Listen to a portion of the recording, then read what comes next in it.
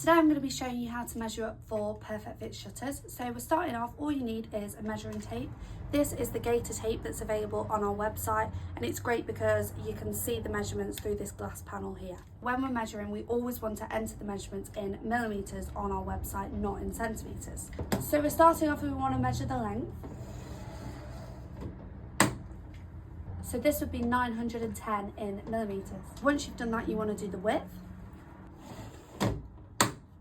So the width would be 455 millimetres. If you have any obstructions above where you want to put your perfect fit shutter, you've just got to make sure that there's 25 mil of clearance between the edge of the pane and the obstruction. For example, if you've got a vent above here, then you've just got to make sure that there's 25 mil of clearance.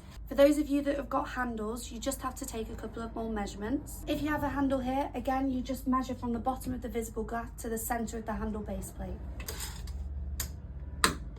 Again, take the measurements in millimetres. If you have a handle along the bottom, you measure from the left-hand side to the centre of the handle base plate.